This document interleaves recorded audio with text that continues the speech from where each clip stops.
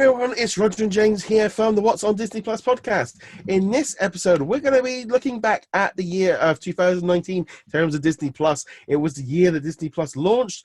We've been building up to it for a long time, but we thought before we head into 2020, kind of take a little bit of a look back, pick out what we've been liking, what we haven't been, things that maybe have been going right, some things that have been going wrong, because we've been doing this podcast for, 13 months now. So we've been building up to Disney Plus, and we're at a point now where we're ending it. And the end of the year is a good opportunity. Obviously, we know we've had some TVs and shows this week, but we're recording this just prior to Christmas Day. So therefore, because we've away with our families and stuff, so we'll be doing all of the Mandalorian full spoiler cast next week, where we'll look at the whole series as a whole. But nevertheless, 2019 for Disney Plus. What's been if you were to give a review right now of Disney Plus, how would you feel? It's kind of difficult, actually, to pop a review of it right now because we're still in the beginning stages.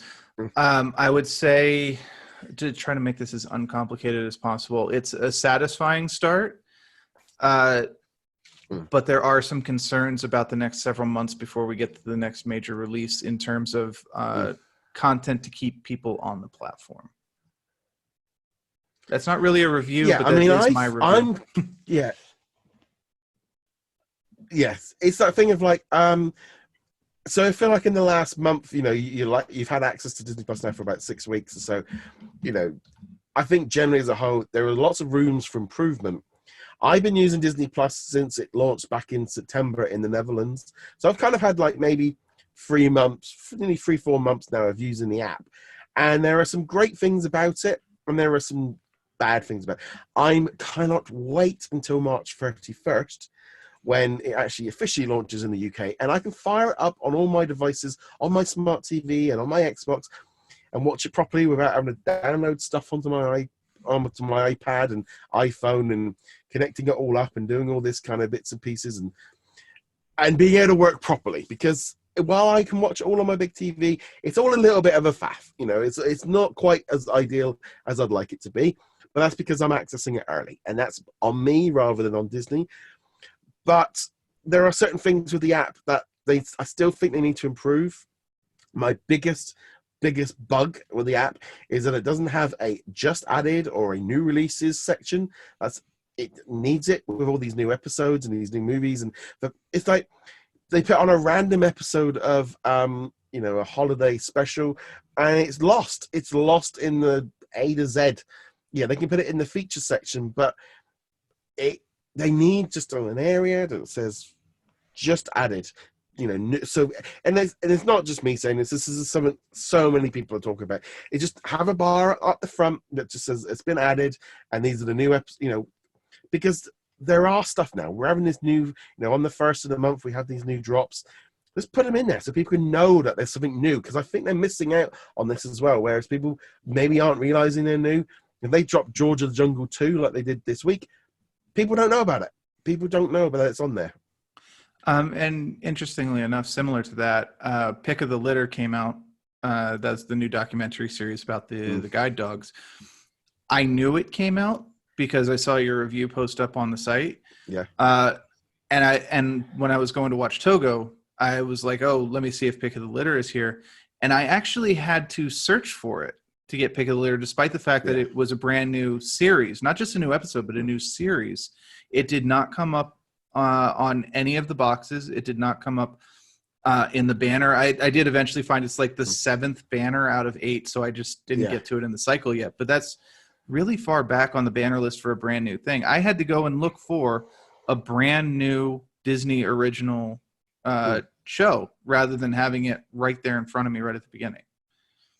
I think that is one of the big key issues, really, is this thing of the banners and the features and all those articles are all curated. They're all picked up by Disney and stuff. And so, but I think it's just that automated process that it's just a little banner. It's the one thing I think it needs and I think it would also highlight to people that there's new stuff. So when they click in there and go, oh, for Ragnarok, it doesn't always, you don't need a banner all the time for things like George of the Jungle 2, but it needs to at least just flash up that it's new. And or there's like, just so people know there's a new episode or do something like that. That's, they've been generally fixing most of these issues. There are some other things as well that have been suggested. For example, one that I never ever thought I'd ever need, and I don't think I'd ever use. But there's a lot of people asking for it, and that was the idea of a hide button. Whereas you have a movie or a TV series, and you can click the button and it hides it. I don't know how you would unhide it, but there might be apparently you can do this on Netflix. You can go in and you can hide, because we've had a lot of reports of parents so fed up with a movie that they don't want their kids to watch it anymore, maybe because they've watched Monsters Inc. or something for the 5,000th time, and the parents just have to put something on. I mean, I know one of them was saying about this was, their child is on the spectrum and is very repetitive, and the only way of basically have him controlling it is to remove it out of sight. Because and therefore, and also as well, got people that maybe don't want the kids watching something, and maybe you don't like Pearl because there's a slight swear word in it, and they don't want it on there. I mean, obviously we've got this kid zone thing, but there's some people generally like, I do not want my kids or someone watching that, hide it. So I think things like, and because it's already in Netflix, it's something like you need to bring these features in. There's a lot of little features and stuff I think they need to improve. And I think that's like going forward as a whole. But those were ones that kind of stood out as ones, that people have mentioned. The continue watching has been kind of flowing in and out. But those are ones that are coming in there. Also, there's a whole section. I think we need more of a better coming soon section.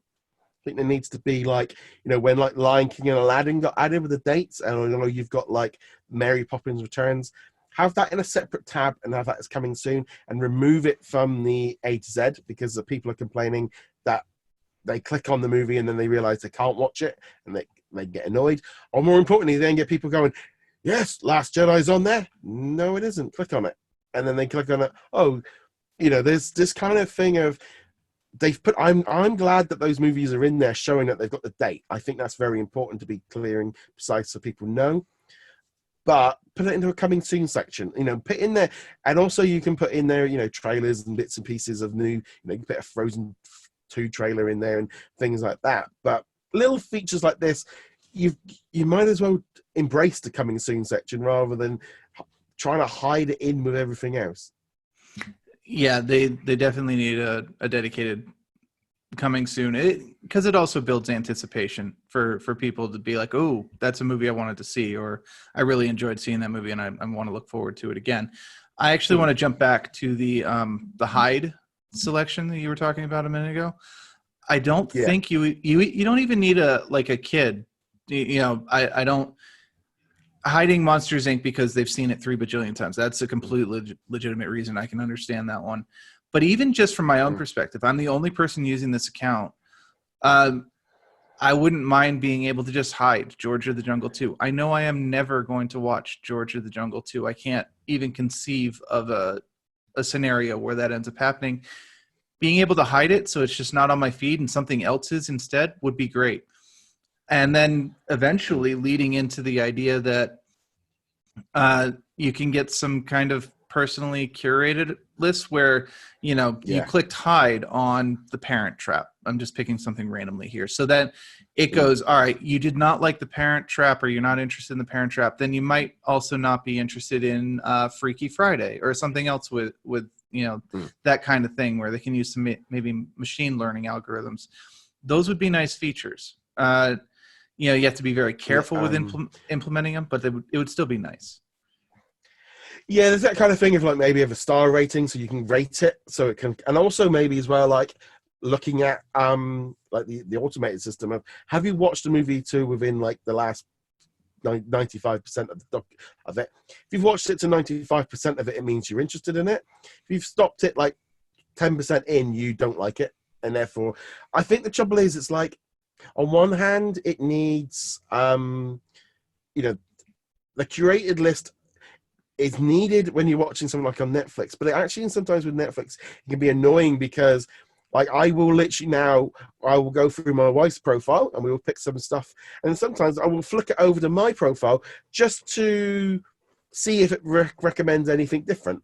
And they change all the icons. It's really annoying. I'm just like, it's always that like weird thing of like it will change the icons. And I think Disney Plus seem to be doing that as well with their icons. They keep flicking them around to make them look like there's something new there and something different. I do think that they need that. I think another big key thing going forward is password protection. I think they need to make that as an option for the main account, because we've heard of reports of kids have worked out that they can just flick over to the parents' account and watch it. Now, I personally don't think there's anything bad on Disney Plus that a kid couldn't watch anyway, but some parents have got stronger feelings on what is and what isn't, and therefore, if they could password protect each account with each profile, that could help get rid of that situation. I think they just need a lot more fine-tuning on the app. I'm a little surprised in some ways of how bare bones it was, considering how long they've been going on and touting what BAMTech have been able to do and all the rest of it. It did seem a little bit more bare bones than I was expecting. Yeah, and in regards to password, they really need two-factor authentication. That's where it sends a text message to your phone or an email, or you might have an app on your phone that after you sign in, it requires you to punch in this number that it sends to you. It helps with security massively. And if you're in a situation where your kid is flicking over to the adult, your account rather than to the filtered content, if it's like a text message to your phone, you'll know immediately because they're not getting into the two-factor if they don't have your phone. The biggest issue actually for that is, and I see this a lot with emails and people that are contacting, is people that have got someone's hacked into their account and they can't get rid of them. They can't get out of them. Disney don't seem to have the ability to kick them off like they do on Netflix, or to remove everyone and everyone's going to sign back in. These are things that they really need to fix. Things I just can't believe they actually launched without, because I would view that now of like, this is not, I know it's their first, it's like, it's not your first streaming. BAMTech have been making the apps for years. I know they had to get it out there and they get it out in lately, but there was a lot of problems and this can have a long-term effect. And I've had people message me saying there's some random account name in there and I can't get rid of them. And Disney Plus doesn't do a forced push where it can push everybody off and everyone's going to sign. Things like this, they really, and I'm sure they are working on it, and I'm sure that's going to come in eventually. But these kind of things, you look at it and go, these are like standard business effects now for streaming. This is not 10 years ago. They've had Hulu, they've got ESPN Plus, they've got all these, things. They kind of should have been there before, really. Yeah, absolutely.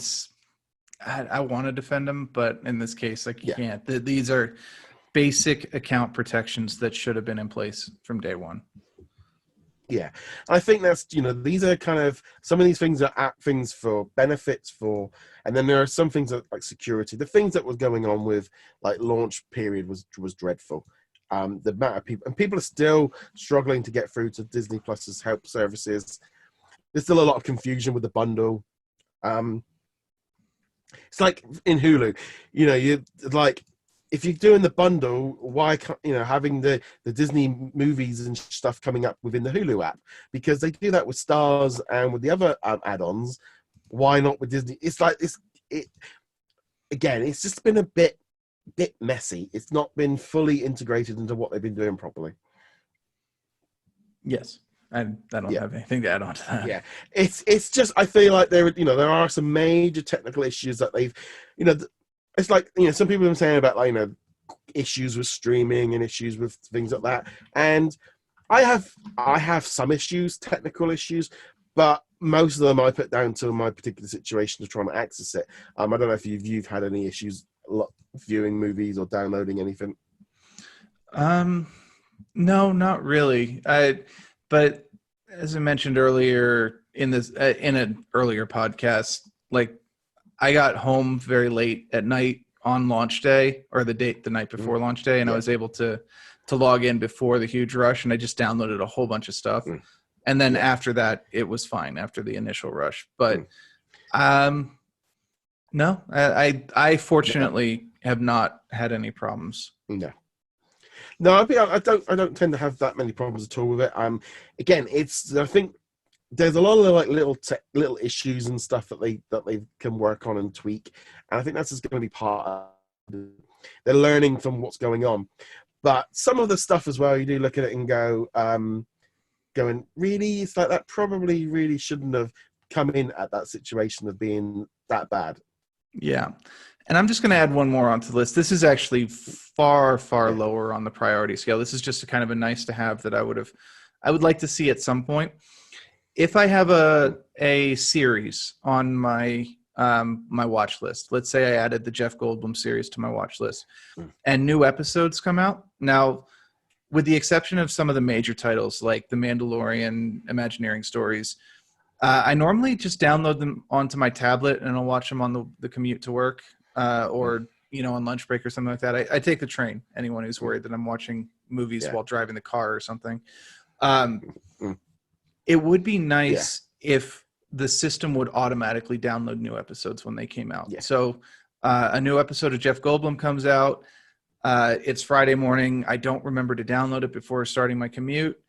It would be nice if it automatically downloaded it. And when I got onto the train, it's just sitting there waiting for me. But like I said, that is so low on the priority scale compared to, hardening the accounts and making sure that the connections work properly.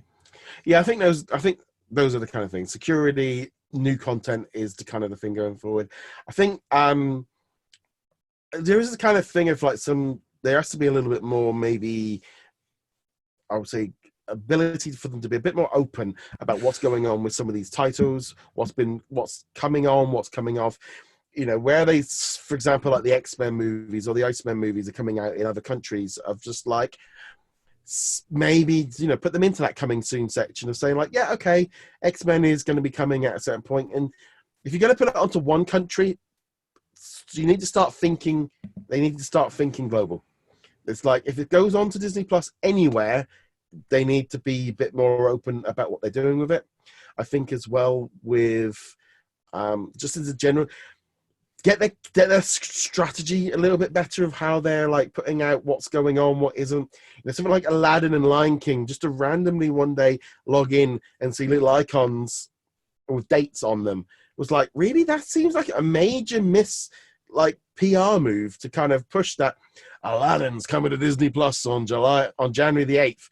You'd have thought that would have been a bigger thing. It's being treated the same way as if they're putting on season 4 of, a National Geographic documentary. Like, it's a bigger thing, really, that you would have thought.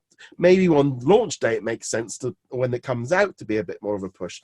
But I was surprised that they just kind of slapped a little logo out there with the Lion King on it. I mean, they're probably waiting until after Christmas because they don't want to cannibalize, Christmas Day sales of, your kids who want the new Lion King movie on DVD under the Christmas tree or whatever your holiday is. And then December 26th, oh, hey, Lion King, coming to Disney Plus. Yeah, it's just a little bit of things like that. I mean, generally this whole thing of like the way that they are doing the drops of like every 2 weeks or every 3 weeks, it's been a bit erratic of how those like dates and when they come in and when they're announced, whereas Hulu tends to just go, right, here is a month at once. Yeah, I can understand dropping it in multiple bits to kind of keep adding to it because there's maybe not as much content and they get that second PR. It's just little things like that of like going, oh, yeah, wow, how are you doing this? We're still trying to learn how they're actually doing it and getting that information out to people. Because some people aren't, unless it comes up on their app, they're never going to know about it, and just feel like that needs a little bit more tweaking. Or they could just go to what'sondisneyplus.com where we do our best to tell you when new stuff comes out. This is it. I mean, I spend hours a day. I go through the app every single day looking through all those thumbnails, see if there's anything new. And I'm also doing that on different regions and checking stuff. I've got people and then I go in and try and check everything. So yeah, I think that's the thing for what I'm doing. I'm there going, there's a much easier way of doing this than how we're doing it. And it's like, it shouldn't take someone like me to have to do that to tell everybody. That's the way as well of going, like I do it the minute I go into Netflix. The first thing I do, just added new releases. That's the first section I go into. is like, what's new? You know, even if it is a 5-year or a 10-year-old movie, if it pops up in that feed, I'm much more likely to watch it than if it was in the long feed. I'd never find it. Yeah, you never know what's going to catch your attention, and even some like twinge of, oh yeah, I remember someone mentioning that movie. They grew up with that movie and they love that movie, and here it is right here. Maybe I'll, at the very least, add it to my watch list and a more, and maybe if you're browsing in the middle of the afternoon or whatever, trying to find something watching, hey, let's give it a try. But yeah, you're not going to if you don't know it's there. I mean, one of the other big issues I think for me is obviously it seems to be like the beginning of the month we get a drop of like library content, and I have gotten zero problems with them doing a monthly drop of content. You know, the Hulu does it. It's a standard kind of thing of the first of the month they put a load of library content on there. We're at the point now where it's like, okay, how is this working? When does it finish on television to then go on to Disney Plus? When does it leave like something like Netflix and move over? And then you like randomly have something then drop on a random day, and it's like, you know, like that the holiday Thanksgiving special just randomly dropped on a Friday, no buzz about it at all. And it's like, you could have communicated that out, or, you know, you spread this content out a bit. Maybe instead of one every once a week or once a month, you do once every Monday, you drop some library content and spread it out. Or is it going to be the week, a month after it airs on the Disney Channel, it comes to Disney Plus or National Geographic? I think we need a little bit more clarification of how this is all working.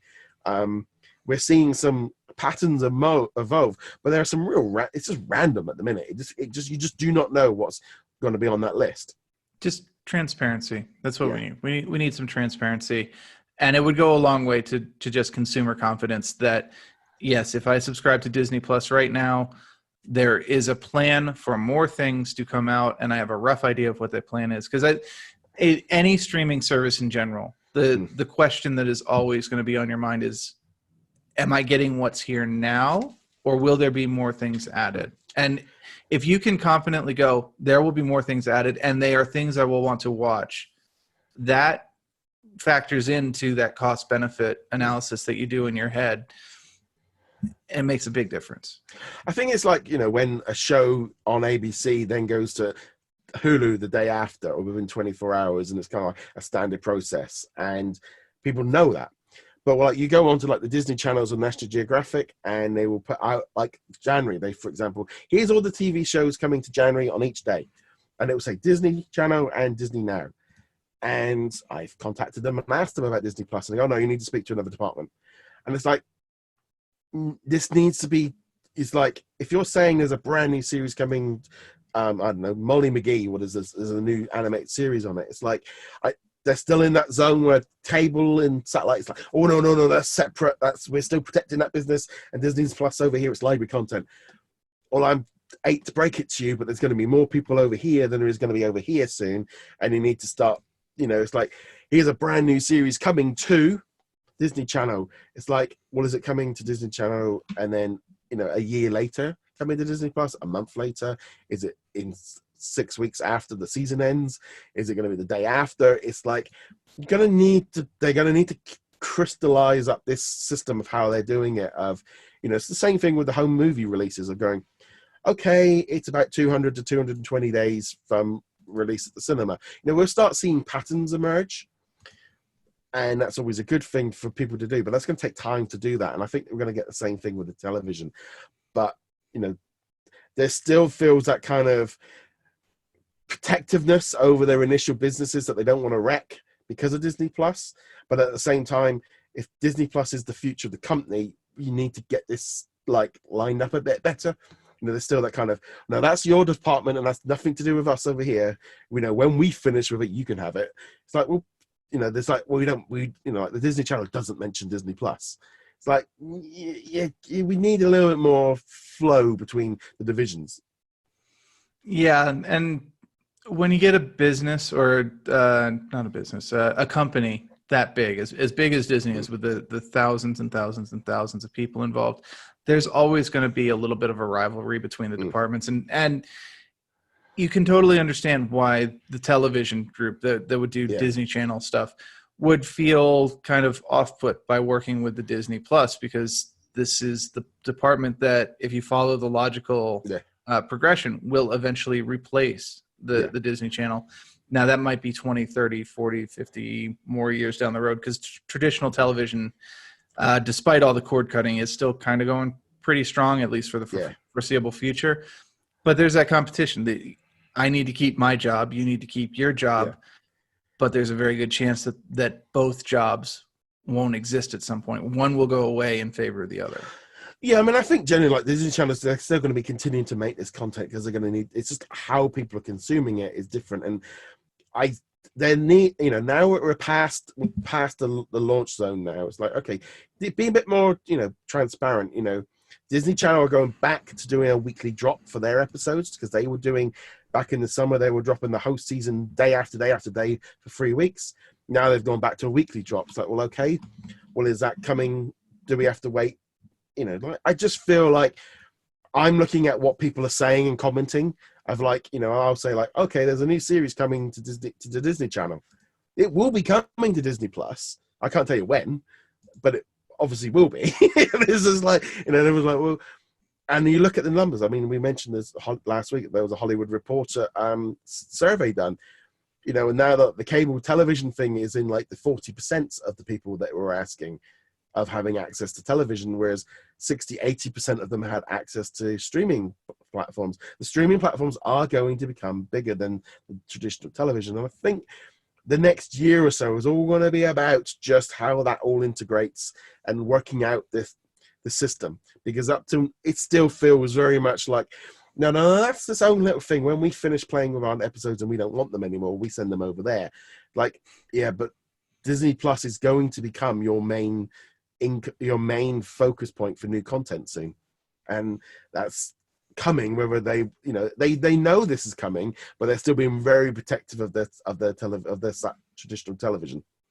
And I think, to be honest, the people on the television and the streaming people are both your audiences. And now you've gone to the point of the streaming people will not go back to cable. I don't think that's ever going to happen. And the cable people might go over to your streaming system, but generally, a certain percentage of them will stay how they watch TV. They don't want it to change. But that number is dropping, and this number is growing. And I don't know. It's a little bit messy, and it is just, it's like when they put out a new thing on the Disney Channel and go like, Zombies 2 is coming January the 14th. There's still that kind of thing of like, yeah, you have to tune into the Disney Channel, watch it on the Disney Now app. It's like, what are you doing? I understand, like, like Rise of the Skywalker comes out at things and you can't watch it straight away at Disney Plus, but they're a little bit more transparent with the fact that is coming eventually. Right. And it's just human nature to kind of not want to change, to want to stay with what particularly if it's a job and it's a specialty, something that you had to train to do, something that you had to maybe go to school to do, and you're worried my skills in this department don't translate to the new technology. It's a very understandable fear. And also, you do something for so long, you're kind of invested in it. No, this is the way to do it. This is the right way, because we've been doing it for decades this way. And it's like, that's not the case. And it's going to happen to Disney Plus as well. At some point, there will be another way of distributing Disney content. I don't know what the straight future is. Into your brain. Yeah, straight into your brain, sure. Or a hologram system or something like that. Yeah. And the Disney Plus people will be sitting there going, oh no, I don't want this to take over. I want it to continue being Disney Plus. And it's just the way things are. And it's unfortunate because we all have to deal with it to some form or other in our work, and it's stressful and it's annoying, but it doesn't mean it's not going to happen. No, but also as well as I look at like the things like the Disney Channel and stuff, is like the TV shows they're making, that's not really the effect that's going to affect them, because they can still making those TV shows. You look at like television and movies as a medium. You look at movies now, and you look at movies from like the 20s and the 30s. People that are still filming it, making it, acting in it, and all the rest of it, they've kind of evolved and changed over time, but the content is still the king. It's how the content is distributed but people still watch it in front of a screen and how they watch it. But that's kind of, it's just how it gets out to, I've had cable television, I've had satellite television, I've had aerial television, and now I've got streaming. I've done, you've got all these different ways of watching television and stuff. And it's just the way it's going over. And I do feel like Disney, while in the launch zone, it made sense for Disney to be quiet and just to, just focus on getting it out and getting all this content out and focusing on the app and getting the launch. And they went a little bit too quiet, I think, on some stuff. I mean, to be honest, now it's like the online help. They went from being quite personal and being very, they were trying to be nice and smart and coming out with quick libs and stuff. Now it's literally, you go through the reply list. It is one of 3 answers. And then, you read the answer, it's the most automated system because they've had so many inquests that they've had to streamline the system and become very much like someone asks for, I don't know, something stupid to go onto Disney Plus that's like maybe mature 17 that's not even made by Disney, and the response is, we'd like to make everything possible, please put your request in at this website. Like, yeah, okay, you're not answering the person's question properly. You're giving them hope that they could be added rather than just going, no, we don't own that. Or just, I think this in general, they've got to find that line. We get past the launch, and I think 2020 is going to be about just sorting it all out, getting their post-launch problems sorted, because I bet they have got a massive list of stuff that they've got feedback for that they need to fix. Oh, I'm sure they've got a giant board that breaks it down. We've had X number of requests for this feature. We've had X number of requests for this movie. We've had this many requests to fix this or to add that. Every major corporation has something like this for each of their products that's customer facing. At least if they want to continue existing as a business entity, they have something like this, because you do have to listen to your customers, which does occasionally also mean going, no, we're not going to put Batman on Disney Plus. That's just not going to happen. No. But listening and at least being aware that people are requesting it. And then also, this is the thing, and I'll be honest, this is as a business owner myself. Just because a customer requests it, doesn't mean A, the company wants to do it, B, the company can do it, you get some random questions and you go, no, that's a terrible business idea. That's awful. It wouldn't work. It's just not practical. Just because you have an idea, and when you're looking out from, us looking in, we have our opinions and we can criticize them, but we're not in the zone. We don't know what's going on. We don't know what restrictions they've got. Disney Plus might be there going, we want all this information, we want all of this, but we can't do it because we've not got the budget, or we can't work with this department, or if you knew how bad it was of like how the app's not ready and stuff, we don't know. But just because I put up an article about what's coming in January. So he goes, well, I've requested this. Why have you not put it on there? And they go, yeah, a request list is a request list. It's not. It's a shop. It's a wants list. It's not a. It's not you're not doing an order and collect where you have, it's like, I want this on there. Can it be delivered next time, please? It's like, that's not how it works. I mean, the amount of requests people put in there, and it's like, there was this assumption, and it was a wrong assumption that a lot of people were like, everything is going to be on Disney Plus at launch, available, every single thing. So that really bad trailer or advert from 1922 is going to be on there.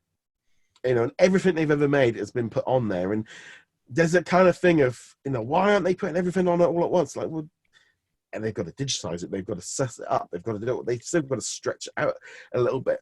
And you're like going, I don't know if that was Disney, because I like looking at through some of the things sometimes and go, but Disney never said they were putting everything on there at launch.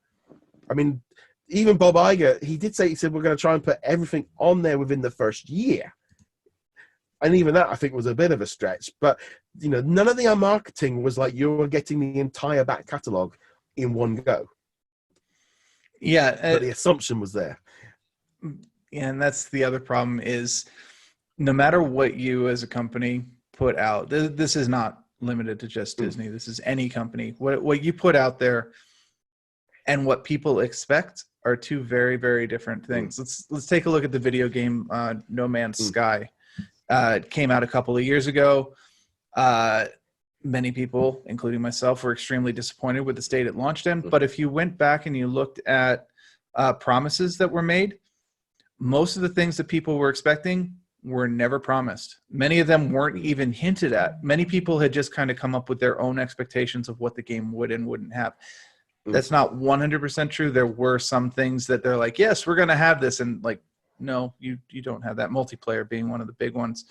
But this happens in every industry. It doesn't even matter. You could be producing rebar, steel rebar for building houses, and what the customer expects and what you promised are probably not the same thing. Yeah, I have people come up to the counter and they're like, I want this flavor ice cream. I don't sell it. Well, why not? I wanted it. Like, there's 40 other things there you're going to choose. It's like, I can't stock everything. And it's just that thing. Yeah, expectations on everything is high, and Disney Plus is never going to be able to match it. In the same way, I'm sure Netflix is probably getting hammered on their feedback at the minute of the amount of stuff being removed and why is this not on Netflix? Why is this? And they are probably getting whacked constantly with this thing of like, and they've probably had it for years of people requesting stuff and they go, yeah, whatever. We do our thing, and they've just got to manage it. But Disney are in a unique position where it's on a pedestal that other companies don't get put on, and they will never match it. And it is always tricky. Yeah, There's too many different ways. I think we're beating a dead horse at this point, actually. Yeah, well, why not? That's what it's there for. No. The horse never promised for it to be there. That was your assumption as a customer. But I wanted my horse to have 4 legs, have 6 legs and wings. But it is. I think it's just like going forward. I think, it's the thing of like looking back at like what Disney Plus is right now. We're now in a situation where we are past the launch zone. And we've got it, and people have got access to the app, and we can look at it and go, what was right and what was wrong. And I do not, there's a lot of people that have the tendency with Disney where it's like, it's all sunshines and unicorns, and they never do anything wrong, and you're not allowed to be negative. I think there's a difference between being negative, critical with the idea of being realistic is different. I would never expect them to put the entire system of Fox on there on day one, because it would have been a logistics nightmare. I'd much rather they start just drip feeding them out in quality, making sure they've got the subtitles in, making sure they've got the audio in, making sure there's no F words and stuff in there. They've got to do that. They've got to make sure that the video quality is it 4K? Is it 1080p? They've got to go through and check every single thing before they can be put on there. Maybe they've got to be put into Disney's own internal systems.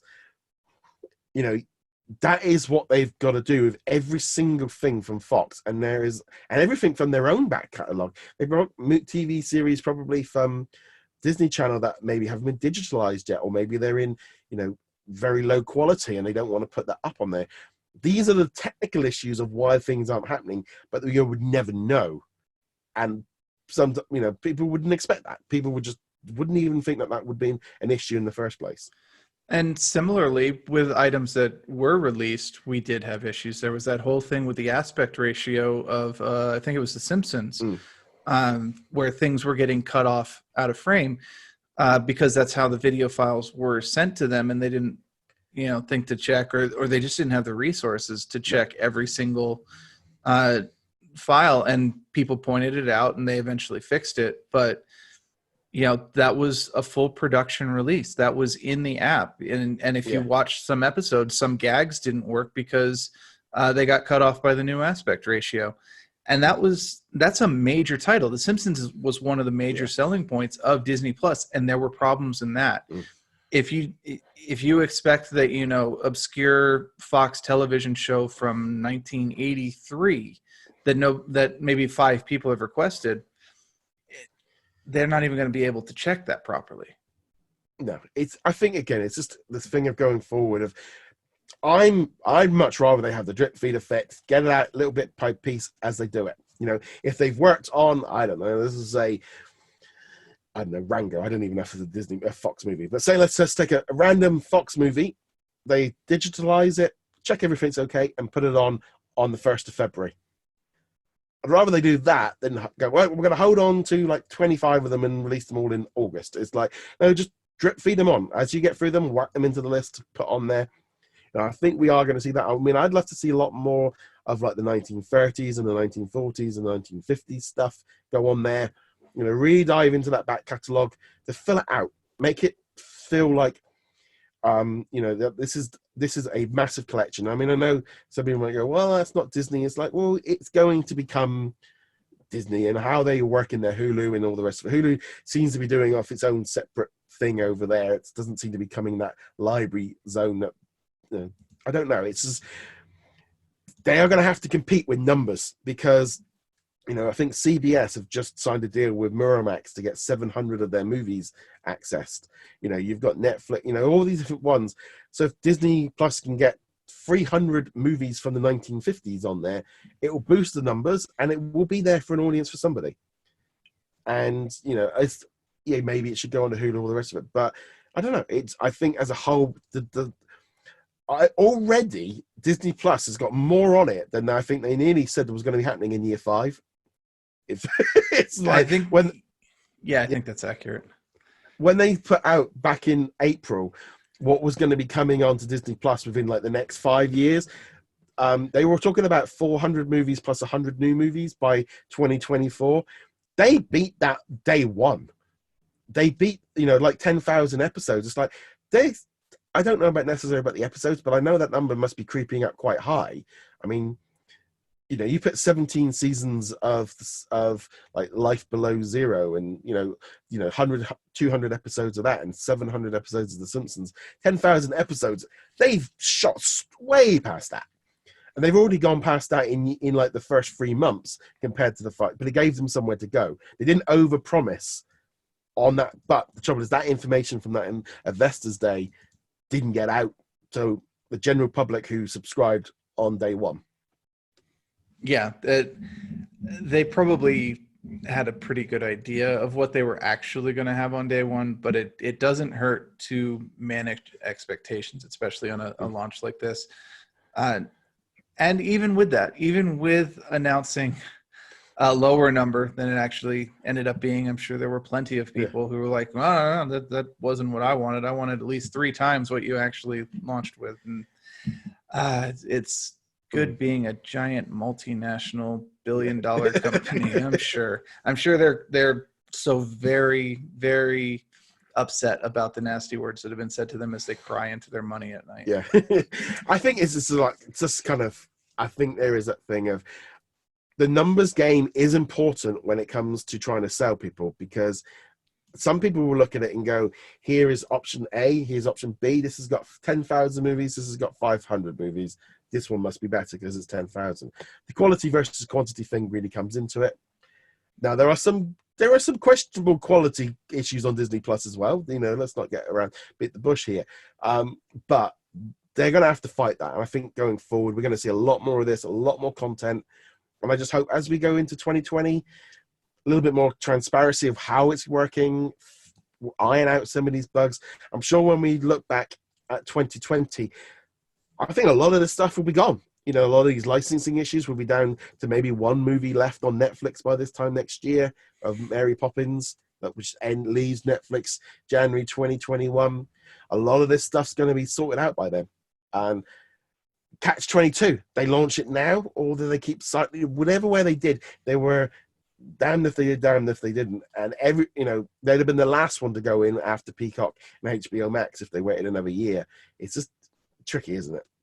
It's always tricky. For a second there, I thought you meant that Mary Poppins would be the only movie on Netflix, period. I think they have Stranger Things. That and Six Underground. That's their library. Mary Poppins, Six Underground, and Stranger Things. Yes, I do think it's going to be a very different year from now with all these different companies. And yeah, I mean, the whole industry's changing, and it's going to be because even apparently I did read the other day that apparently Apple are trying to get Lionsgate's movies as well, and I know they're currently scheduled with Hulu for the next 2 years, but they're all scrobbling around trying to buy up as much as they possibly can, which does obviously mean for us as consumers, we're going to get a lot more choice, but they are throwing a lot of money in it. But it's when the money starts going, actually, is it pulling it in? But right now, Disney Plus, it needs more original content. We knew this was going to be an issue going forward, but I'm sure in a year's time, it's going to be very, very different to where we are now. At least I hope so. Yes, well, it better be. But nevertheless, so that ends up kind of 2019. We'll be back next week with a new episode, obviously new year, and jumping back into it. But we thought this would be a perfect opportunity to kind of just have a bit of a general rant and a rave about Disney Plus in 2019 and where it's at and stuff. Yeah, but it ended up being a bit more ranty than I expected to be, Yeah. honestly. But it can't be all sunshine and roses. We do have to call them out on things they need to fix. No, didn't quite expect that to go the way it did, but that's what happens when you start talking. But we will be back next week, as I said. Let us know in the comments below, what do you agree with us or don't agree with us with? You know, are there certain things that you'd like to see added? Let us know. But on that note, guys, thank you very much for joining us. Big thank you to our patrons as well, and we shall see you guys in another video. Later.